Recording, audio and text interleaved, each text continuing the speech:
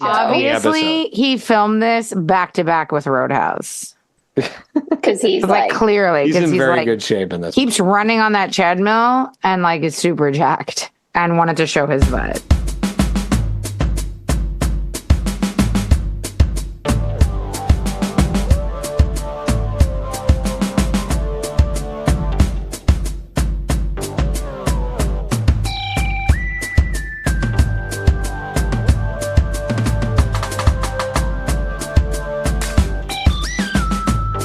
Here we are, and welcome to another episode of the Friday Night Movie Podcast. What's special about this episode? All three of us are here. Lily's here. Becky's here. Got the original trio. We're going to talk about the finale of The Bear. So this is a good follow-up to that. We're going to talk about some presumed innocent, the boys. But first, I want to tell you guys what I am doing tonight. What am I doing tonight? Do you know what I'm doing tonight? Okay. If it's not a Michael Shannon REM cover band, it's close. It's not a Harlem and it's not a fake baseball game. I don't know what there is left. Is it a monster truck or wrestling? For you to do. No, wrestling's on Wednesdays. Okay. It's a monster truck rally. Other than that, I'm not sure what there's left for you to do. This is Tuesday? We're recording on a Tuesday. I don't think there's wrestling on Wednesday, on Tuesday. Lily, please. Everyone knows there's wrestling on Wednesday. It's on Mondays. Everyone. Anyways, what? Isn't it on Wednesdays? It's no, but Mondays. WWE is on Mondays. No, what I am going. Okay, so tonight, my dear friend Brad and I, Give us hints. Okay, okay. Can you give us like a best adapted description? Category? I would say things that if I brought you would annoy you so much. Oh, okay. Hold on. Something that I could do to drive you crazy. Then think of how I could make it worse. An amateur, like local theater of the musical version of Transformers. But like local adapted that sounds amazing. Who wants to work with me on amateur theater that created a musical adaptation of the Transformers saga? If it would be Transformers the movie and they got to use Stan Bush's "You Got the Touch" just like in the movie, I'm in 1,000%. Who wants to write that? Okay, but that's not right. That's way better than I think. I think you would be much sooner to go to that than what I'm doing tonight. Is it live? It's live. A puppet show. No, but it's Brad. It's version of Brad Muppet Babies. Puppet show version of Muppet Babies. The wives are not going to episode like seasons 1. That's amazing too, Becky. You're pitching all these great things. Oh my God. Well, you asked me entertainment company. Entertainment 720. Entertainment Shy Corman. So Lily's on the right track. So it's live, and you have to cross-reference it with my friend Brad. I don't know what Brad's into. Horror movies, right? Brad? I don't know if that, but it doesn't have anything to do with horror movies. It involves music. Did he have those horror movies in his room, posters in his room? It scared you when you were little? No, that's Jonathan Garros. Wasn't Brad? And I faked a stomachache at his birthday party because they had, like, his whole basement was like every horror movie poster. Freddy Krueger, Hellraiser. 90s. Sleepaway Camp 3. I was just like terrified. I was just in mortal terror. You expect me to I don't know what Brad. I don't know what these posters. You're crazy. What's Brad into? Doesn't he ski? Don't you guys ski together every year? Well, okay, I'll give you three bands Brad is into. 3 bands Brad is into. Okay. I don't know Brad's musical taste. No, I'm going to give you 3 options. A musical event where they're just playing the soundtracks from ski school. Oh, that's also good. Okay, so I'll give you 3 acts. You can guess which one. One of them is Tom Petty. Another would be Jethro Tull, and another would be he's also dead. I know. I told you. These are cover bands. And the other would be Grateful Dead. Steve Miller Band. Oh, Steve Miller Band. Please tell me it's that. You want to see a cover of Steve Miller Band? No. Don't tell me it's Jethro Tull. We're going. I hope it's Tom Petty. Tom Petty at least sounds like a Tom Petty cover band. No, because he used Tom Petty and Steve Miller Band to make it feel that much more boring to have to go to see Jethro Tull. So a cover of Jethro Tull. We're not going to see Jethro Tull. A tribute. After the second album, a guitarist named Martin Lancelot Barr joined Jethro Tull. That's his real name, by the way. Martin Lancelot Barr. And he was the guitarist for Jethro Tull for like 30, 40 years. And then he was fired. And then he realized. Younger guys. And then he realized. So, then the drugs wore off. God, guys, I'm out of here. He's like, this is what we've been playing? He is touring with his own band, playing the music of Jethro Tull. And I want to know how far you have to drive for this. An hour, at least. An hour. Oh my God. To Annapolis. Okay, so let's hurry up with this podcast. So came with we got a discounted premium dinner offer as part of it. At Arby's? No, at the tavern where we're seeing the show. The show comes with a discount. Don't eat oysters there. Whatever you do, don't order the oysters. Just get the chicken fingers. Okay. So I didn't get you both tickets to the show, but I will send you video. All right. No. Let's talk about The Bear. We finished The Bear. We did the first half of the season. Since episode 5, we had an episode about Tina's backstory, which had a lot of Bernthal. Sydney got Bravo to Io Debris for directing that episode. Oh, yeah. Bravo to her. She directed that. Unbelievable. It was beautifully done. Then we had beautifully done some other highlights, and I'm not sure I'm catching everything that happened in those episodes. We had Sydney getting offered a job by Shapiro, who also played the teacher in Never Have I Ever. Never Have I Ever, yeah. The woke, neurotic Jewish teacher in Never Have I Ever. Yeah. Oh, right. That's how I know him from. Exactly. I was like, why do I know this guy? He plays the same character. Isn't it the same character? No, this is a different character for sure. He's a little smooth in this case. Although everyone I was with was surprised that he offered her a job, and I was like, he's obviously offering her a job. I don't know, was that ambiguous to you at all? Allie was No. He was very. What do you mean? He very clearly offers her the job, but what I don't understand is he offers her such a massive job to be CDC and for it to be her vision, and it's just clear, sort of not like the CDC like Fauci and COVID. No, it's chef de cuisine. Okay, I just wanted to hear you say that. Okay, there we go. Not the same CDC. Just he offers her. I mean, it's a pretty Becky, just so you know, position, is the chef de cuisine in Ireland. For this family, and I'm 100%. just trying. Oh my God, I made such a good dinner last night. Not to brag, but also #fresh rolls. Those were so good. Yeah, #CDC, not the COVID one. Not the COVID one. So here's what I need to understand though. Career trajectory wise, it makes no sense. It makes no sense. She basically had some restaurant jobs. Place for 1 second. Had some restaurant jobs. I think got fired. Had like a very bad down spiral firing from her restaurant jobs. Then did private catering, which imploded. And then she's worked for Carmi and then alongside Carmi for what's probably been a year and a half since they started working together. Year and a half, maybe. Here's the thing. And I'm just trying and that's enough to get her to be the CDC of this guy's new restaurant, new backing fights.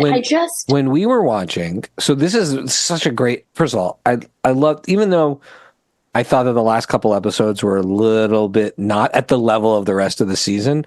I love this show. I love this turn.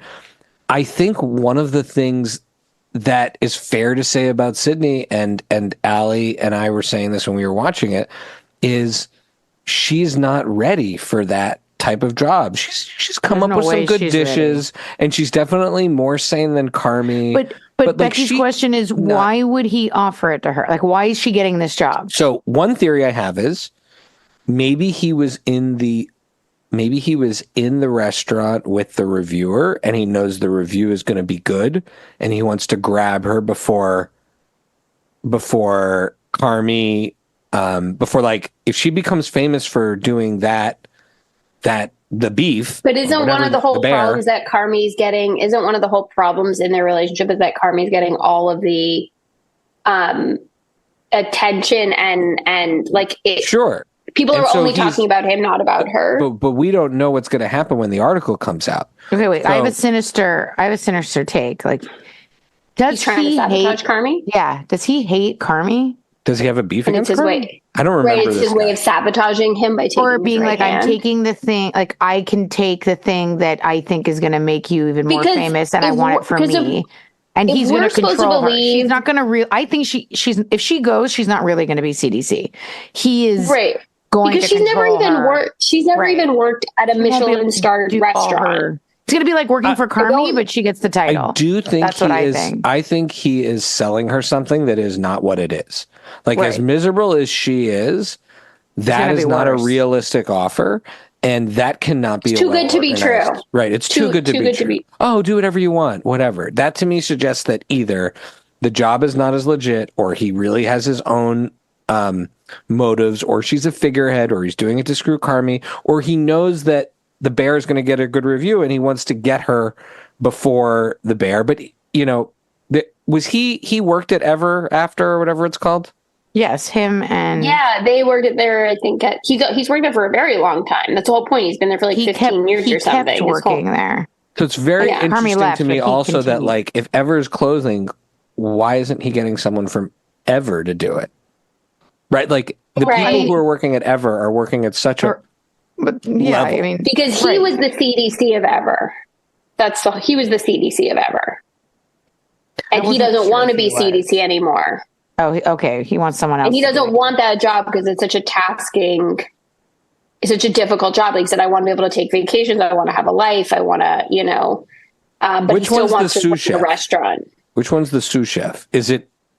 I think they're all sous chefs. Sydney. Yeah, I think the CDCs the CDC is like the head chef in the kitchen. Got it. Who's like coming up with the dishes and who's like I just love before it goes. I just love her going through this because I think I'm so sorry for anyone who really knows. It has to listen to. No, that sounds right. I think if she takes this job, it will. I think she has to for the like story to get interesting. We have to like break it apart and build it back together. Yeah, you have to break it apart and build it back together. I think because they really dig into you with the Tina episode and in the last episode over and over again that what really matters is loyalty.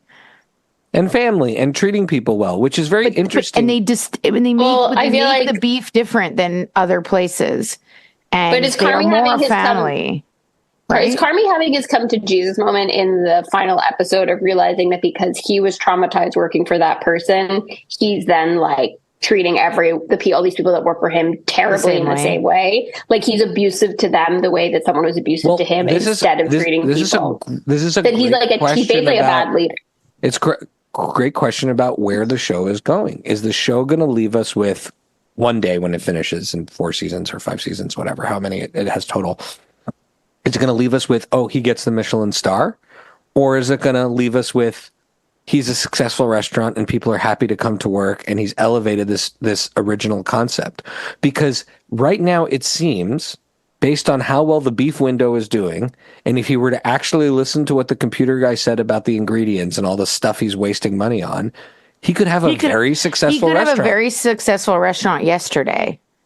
Yeah. He could have a successful restaurant. Okay, hold your horses. Hold your horses. Okay, this is good. I'm sorry, but I agree with Carmi.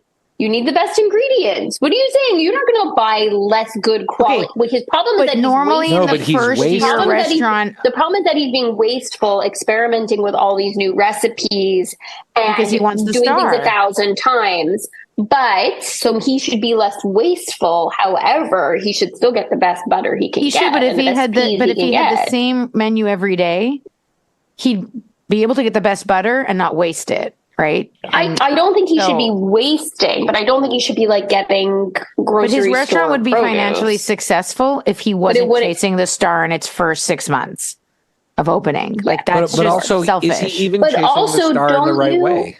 But don't you also feel like when you're watching that it's so clear that the people working for him are not at his level, which is understandable because even the people at his level aren't at his level, even like but it's like they're not trained and equipped to do what he wants them to do in order to get that star. Like, as wonderful as Tina is, I think he thinks he can do it all himself. I think that's part of the problem. She doesn't have the training or the experience. I think he thinks he can carry all the water.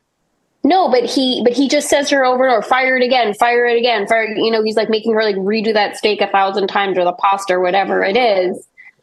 And I think like when we find out about Tina is that she didn't start to cook till maybe whatever it was, 10 years before, 5 years before, whatever, you know what I mean?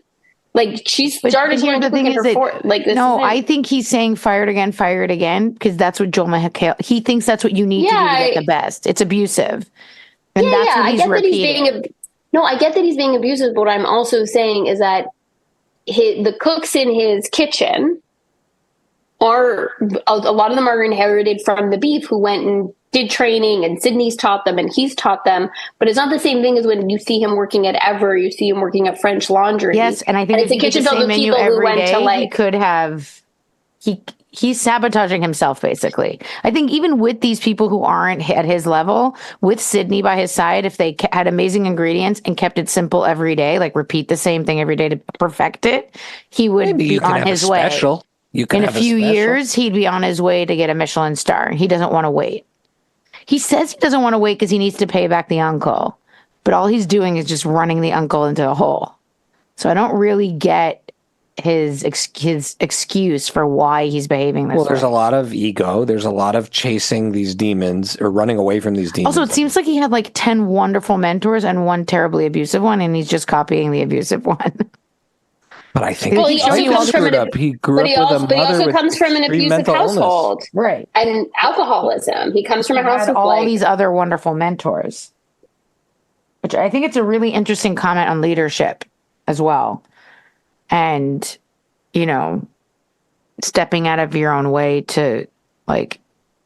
And he keeps at the beginning of the season, "Am I fucking it up? Am I fucking it up?" He keeps saying, and he is. I also believe he is trying to justify his place in all of this. He wasn't there for the opening day, and they did a good job, and the restaurant is packed. Right, that's what we talked about last episode. And I think that this is also about him. We got to get the star, because if I don't get us to the star, then what am I? And what he doesn't realize is how good he's been for everybody there. I find it very annoying that they leave us on the cliffhanger of him just going like motherfucker, and we don't know if it's good or bad. So we assume that's bad. If we know there's going to be another season, I'm fine with that. But we also know that the uncle is planning on closing on the restaurant either way, whether it's a good or bad review. Well, because the uncle needs to make money. It's a bad review, he's going to for sure close. And if it's a good review, he's giving him a chance, I thought, to like follow what the computer said. But computer said, like, why are you stringing him along? It has to close. And he's like, I did it to soften the blow.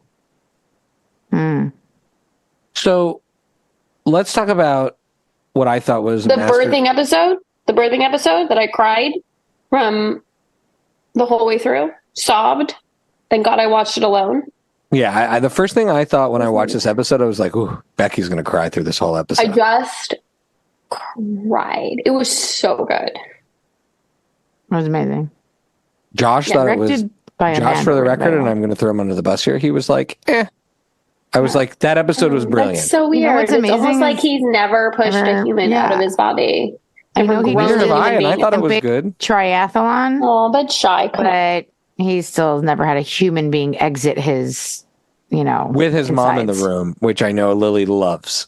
Oh, I loved that episode so much. No, but Lily loves having mom around. Mom in the room when I'm having a baby. Having a baby. I don't really know what there is to say about it other than it was just incredible. And it's interesting to see that maybe there is some evolution for Jamie Lee Curtis's character, because she didn't come to the opening, right? She waited outside. But evolution, but what was invited but didn't go, right? But she stayed outside and she didn't go. But you know what made me think more because so than evolution? Because she didn't want to go in, right? Yeah. She chose not to go in. Yeah. Right. But more so than evolution, what it made me really feel, which is why the feels were so strong, like so emotional to watch it, was that And like in the end of the day, when you're going through something really hard or really scary, you just want your mom there. And like that feeling of no matter how traumatized Natalie is by her mom, or angry with her, or scared of her, or like all this drama, at the end of the day, she's going through this really big, scary thing. And like having her mom there is its own comfort. And that incredible, I watched the whole thing on the edge of my seat, waiting for Jamie Lee Curtis to do something crazy or mean or terrible, right? Like from the character that they build up, you don't trust her the same way Natalie doesn't trust her. You're waiting for that whiplash of she's being wonderful and great 1 second, and then she's going to like flip out and do something crazy. Because you're kind of watching it. I was watching it the whole time being like, oh my God, is now the moment? Is she going to do something crazy now? And it heightened the, that emotional reaction to what was going on. It did, but I think that what's so brilliant about the episode is the interaction in the parking lot. Yeah. That before they even get into the hospital, Natalie loses her shit at her. And it reminds me of maybe one of my siblings or two. Right. But like, and I think that's known to lose her shit in a parking lot once or twice. But and in a taxi cab. Which one of you is that was Becky. Oh. That was Becky. In a taxi cab. Yeah, you can't. Who hasn't lost their shit? Who hasn't? I think I've like physically pushed you out of a car I was driving once.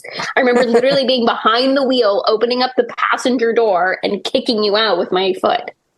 Like switching feet on the pedals and then like jamming you out the door.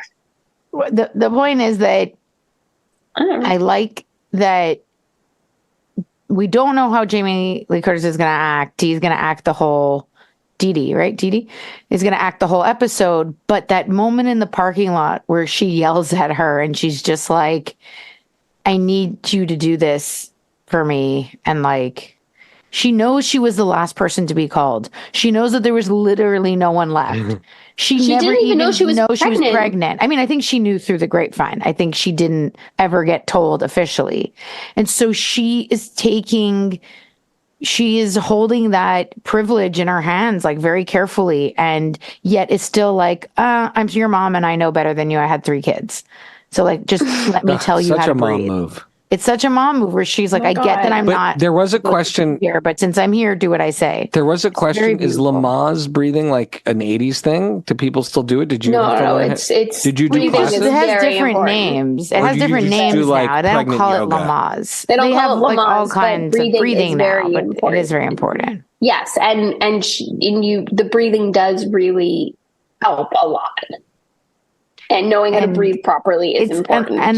And I like that, like, as much as I know that she wished her husband was there, it doesn't seem like he would have been as useful as like this alcoholic, abusive nut job who is still her mom and still has very helpful. Is there a subtext about the husband, or we love the husband, he's good?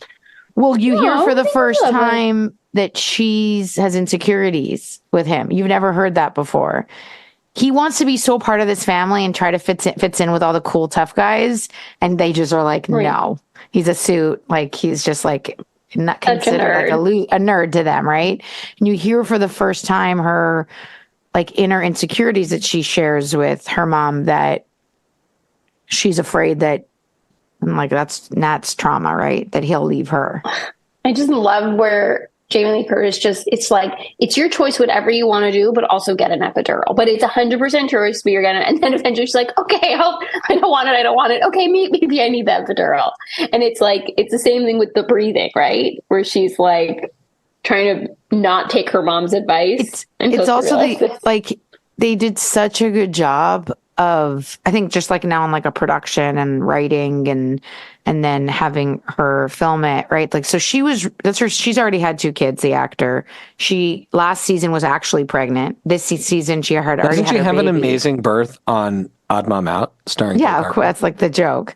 And you know, birth is so often not remotely shown realistically, and you know how sweaty she is and how painful it is and how scared she is, and all of that is just. But it's painful, but it's also, it's like you have the contraction, you breathe through it, you come down from the pain, right? Like they show it very real. And in between the contractions, you can have a normal conversation.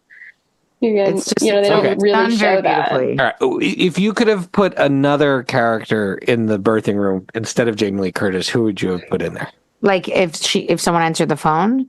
Yeah, like if someone could have answered the phone, if you could direct the movie differently, the episode differently. I mean, Tina would have been amazing. I think Tina would have been great with her.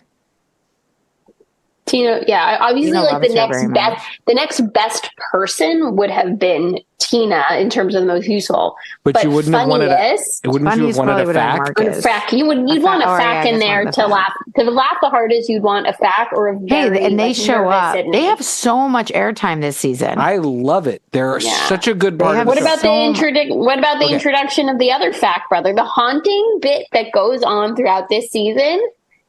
Incredible. Okay, so I want to contrast this show with Ted Lasso, where I believe that first season is perfect. And then I feel like they start pulling these threads of the side characters in Ted Lasso, and it doesn't feel like it's part of the bigger whole. It just feels like side quests. Whereas do you want to know why they needed to start doing that? Because Ted's not an interesting enough character to actually like carry a show for 3 days. I don't know. I thought his anxiety and his whole thing with the doctor was cool. I just think that that's a flaw or a part of that show that I wasn't as interested in.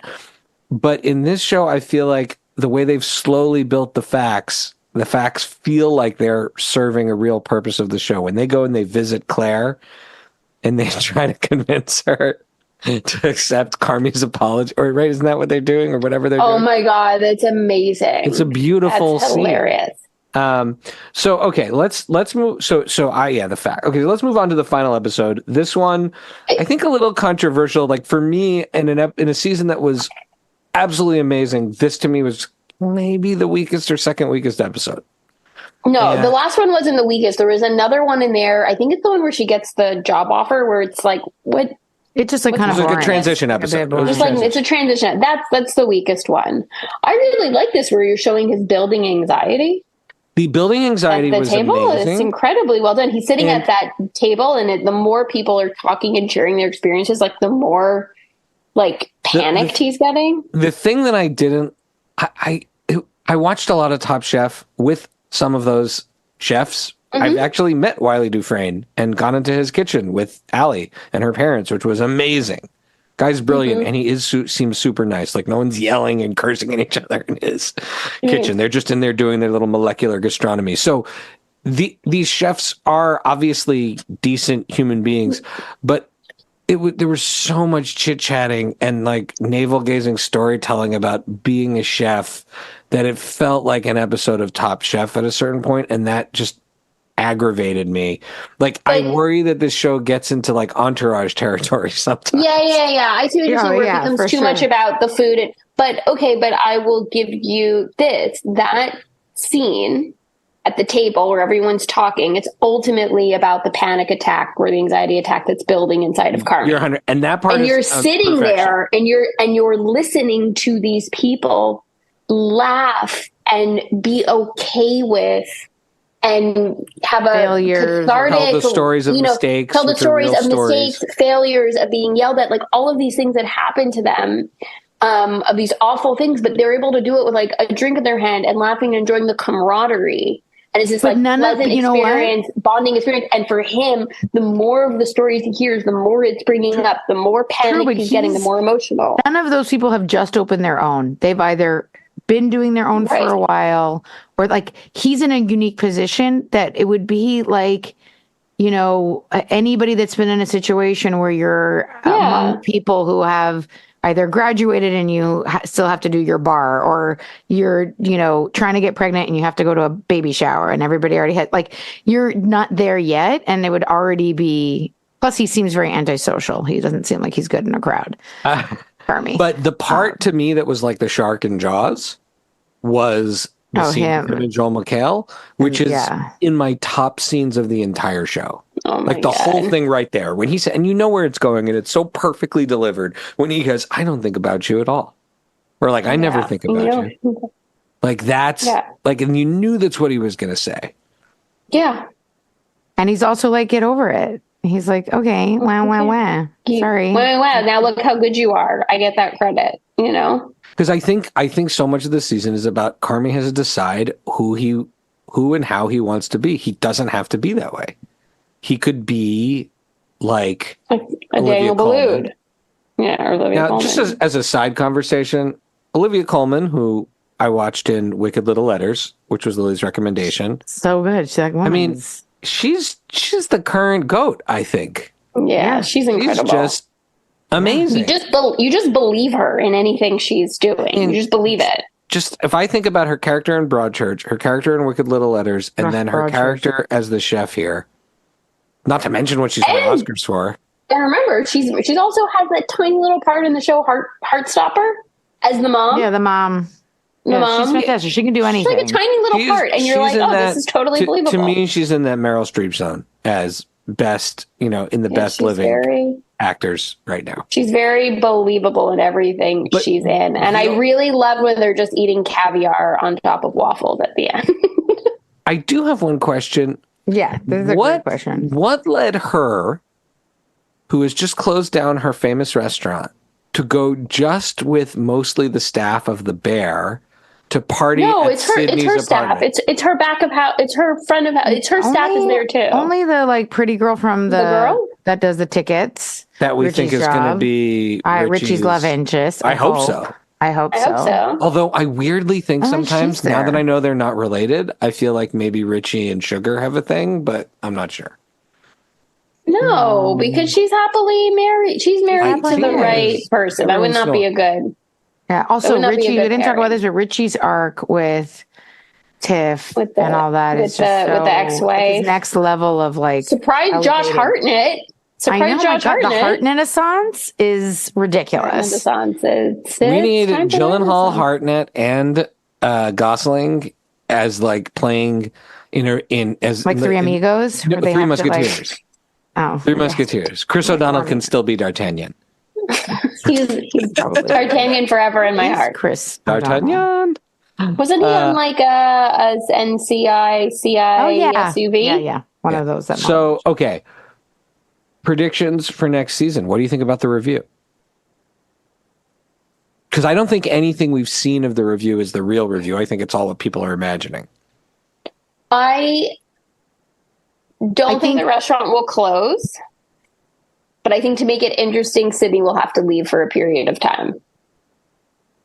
I don't think she ultimately leaves. I think it'll get an average review. And they'll rescind the offer. And interesting. I mean, I don't know if that'll really happen, but that's my fun prediction, because I don't know how that restaurant continues without her. Unless it gets a good review and he can hire someone. But she's his creative partner. Although he hasn't been listening to her. I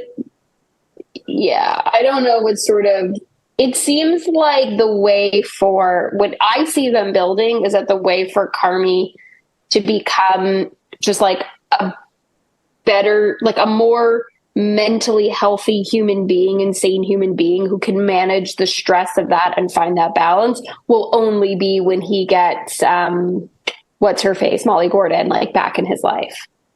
Claire. I think when he's able to reconcile with her and get her back, then that will create the balance. That's kind of to be what they're building when they show the flashbacks of him. And he saw having balance as a weakness because then he wasn't focused as hard on the restaurant, but then hopefully he'll see the shadow side of being so hyper focused on the restaurant. You lose the forest through the trees, right? He's not.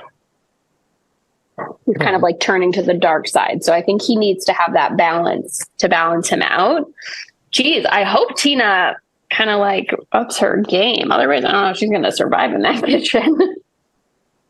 I think the review, I think he's damned if he does and damned if he doesn't. If he gets a great review, I think he would also say motherfucker, because he has to now bring it. Maybe there would have been a bit of relief if it got shut down. Right. I think it's a cliffhanger because he's so messed up. And I think a lot of chefs obviously deal with this, is that the better the review, the harder it becomes, the more pressure there is.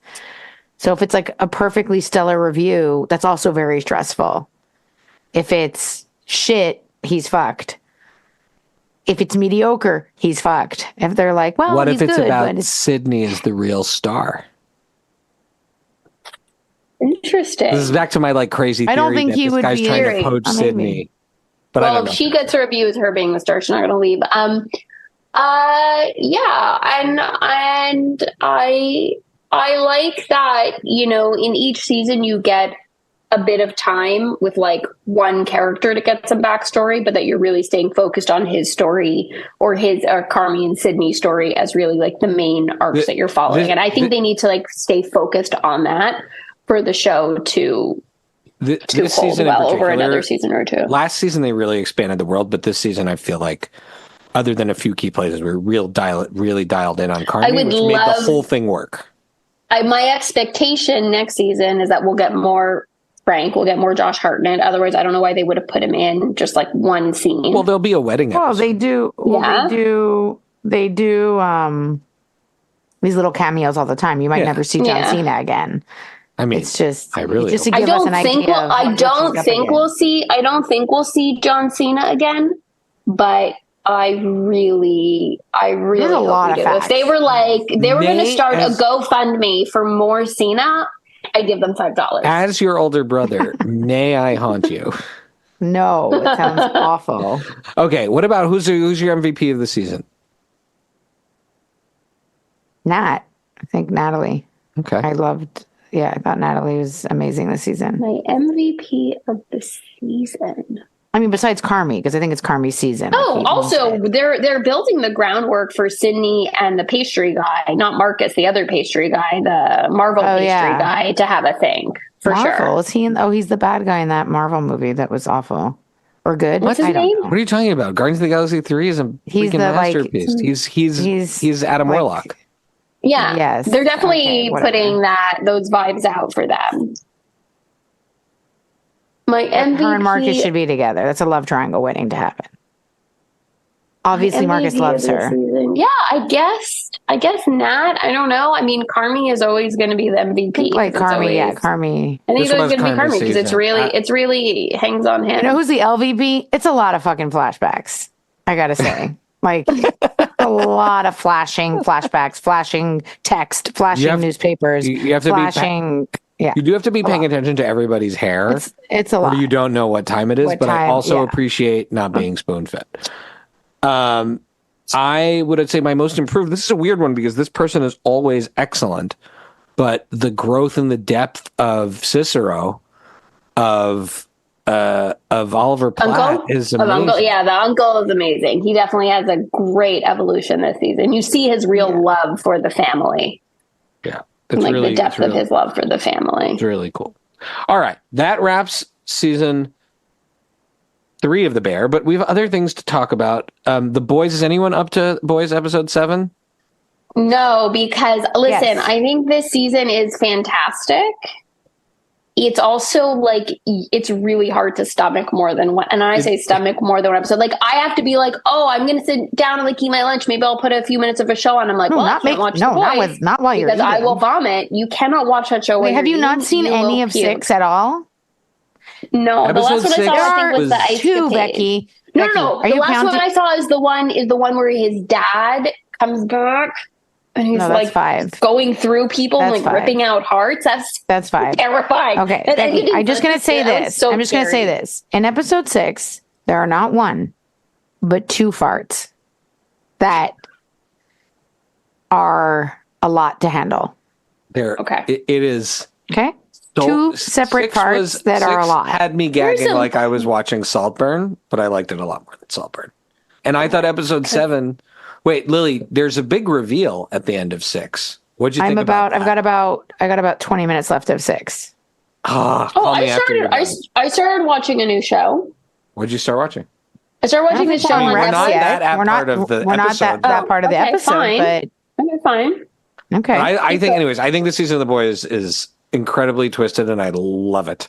It's very twisted. But I know a lot of people who have been like, this is too gross. Than a lot of people. It really, like, it gets to a place of gross where I wonder when they were shooting certain scenes if they like needed to have the actors sign disclaimers or do like sensitivity, Becky, training around it, because there are some horrible things that happen in this show where I was like, I don't know how you could film this without being traumatized. Episode because, 6. To film certain of these things are I think would be very damaging psychologically to act some of these things out. Yeah, it's wild. Okay, presumes innocent. Episode 6. The headline is buns. Buns, Gillen buns. Gillen buns. Cannot wait. Did you see the Gillen buns? I did see the Gillen buns. And so this show is made for Allie. I love this show. This show's great. Gillen buns, 100% not necessary. No plot remotely needed for that. Extra buns. Gratuitous Gillen buns.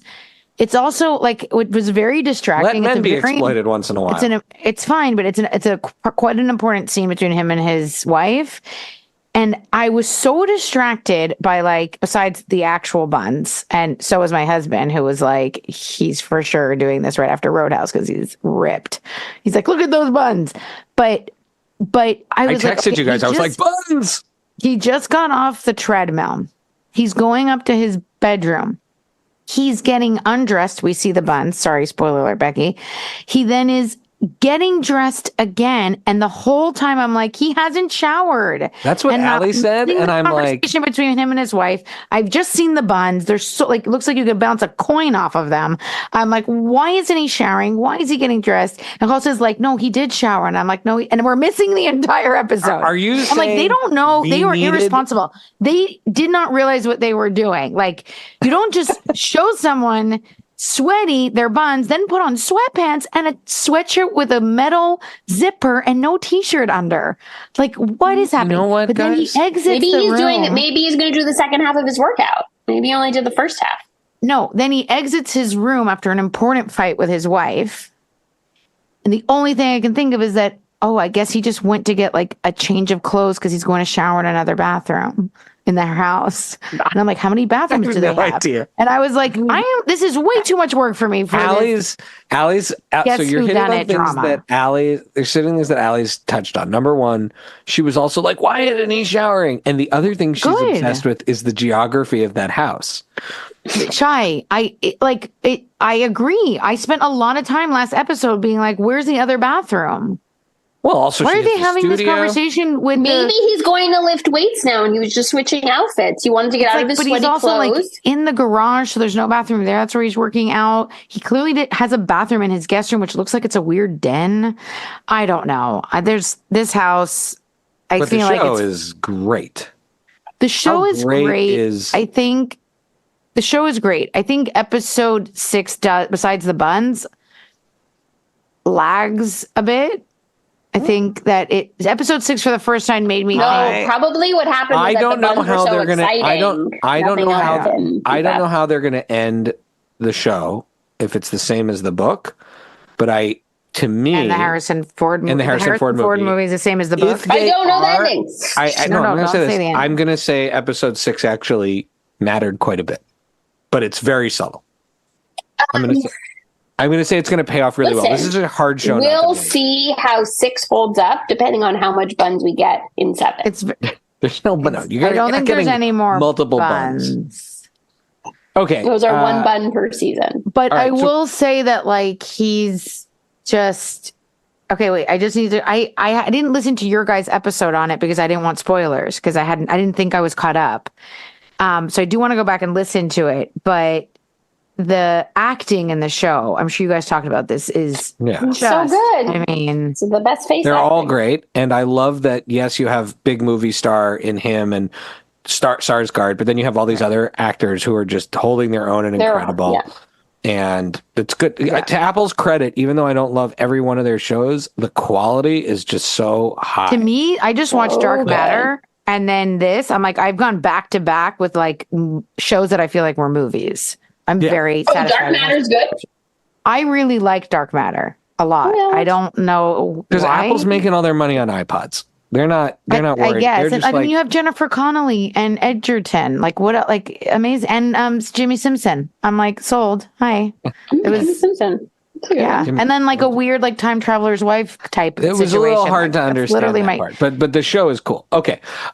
Next up, I just want to preview an episode we have coming up because for those children of the 90s, but the younger children of the 90s that listen to our show, we are going to have some special guests, and they're going to come on to talk about... I think if you're born in 92, because that's when our guests were born. If you were born in the 90s, they're coming to talk to us about something that they call DCOMs, which is an actual not just term. Them. I think it's a term. It's a term on Wikipedia, which I had no idea what these were.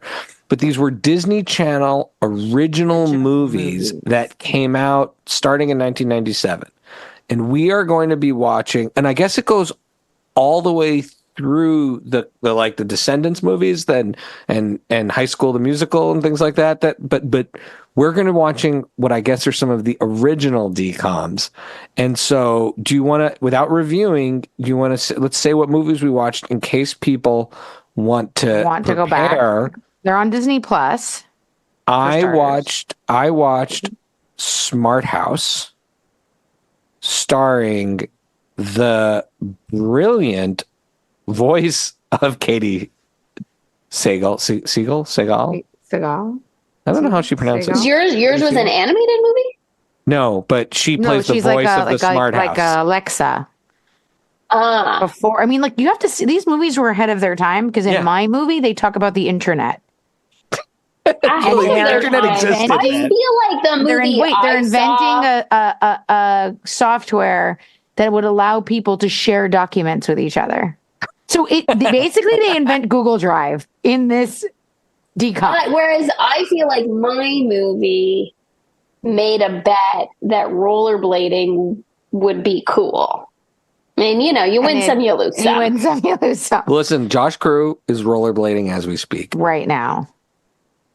Okay. And saying that pregnant women, giving birth is just not that hard. So I watched... Try running a triathlon.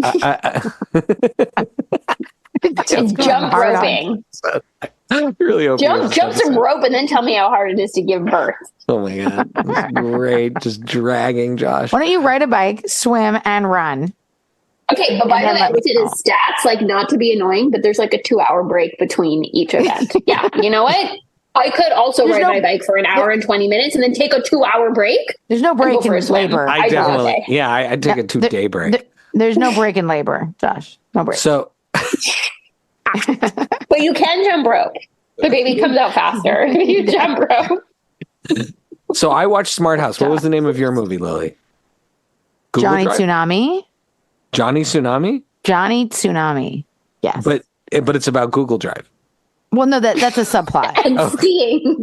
And skiing and snowboarding. Because mine is surfing. About a smart house. No, I know yours is. That's the name of yours. As well as a widower finding love. Becky, but wait, did they even have the term smartphone then? Not then. The movie's from 1997. Right, but we call them smartphones. I'm just saying. And no one calls it the internet, but still. That's a very subplot of... What's crazy is, do you know who directed Smart House? No. LeVar Burton. Wow. From Star Trek and Reading Rainbow. I feel like yours has some real star power behind it, Chai. Oh, mine was delightful. This was a very sweet movie. By the way, these were curated for each of us higher, by our guests. Our guests assigned. I'm so curious why I got assigned mine. Well, it's Devin's favorite, and he had to give it to someone. I have to tell you, I did. So Lily got Johnny Tsunami, and Becky got Brink. I got Brink. It's called Brink, but with an exclamation point.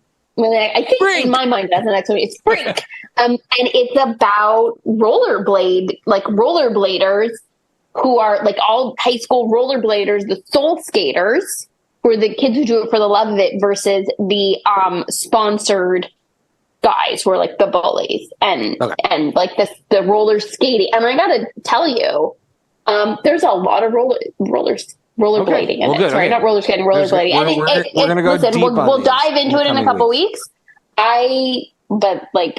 Brush up on your DCOMs if you listen to this show. All right, now we're at Shoutouts and Recs. Beck, what are you watching?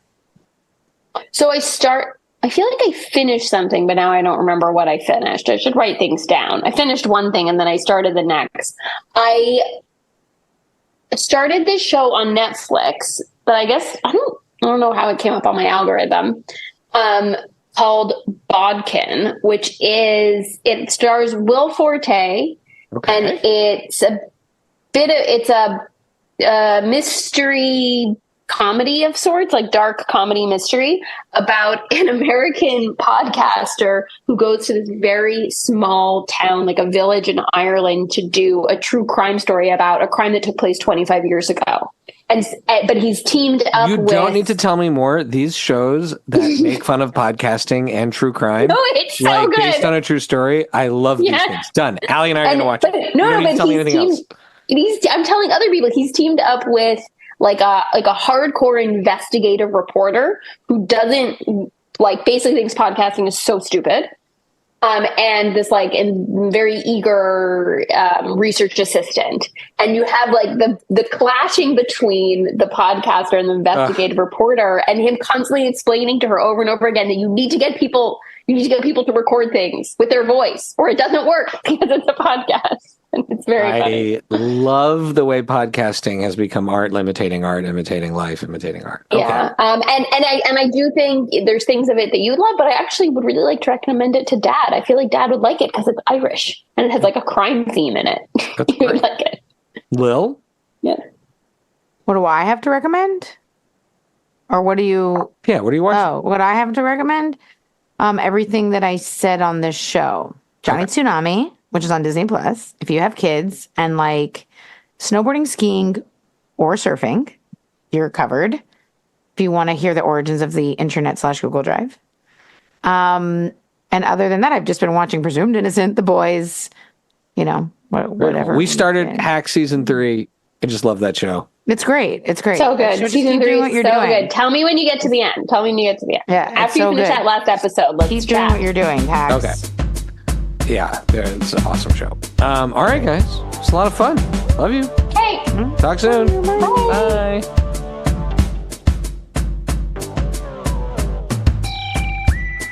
Thank you for listening to Friday Night Movie, the sibling rivalry and pop culture podcast. Join the Friday Night Movie family by following @FryNightMovie on all of the socials and visiting our website, FryNightMovie.com. Our theme song is by What Does It Eat? And make sure to leave us a review on Apple Podcasts or wherever you get your podcasts. Thanks for listening.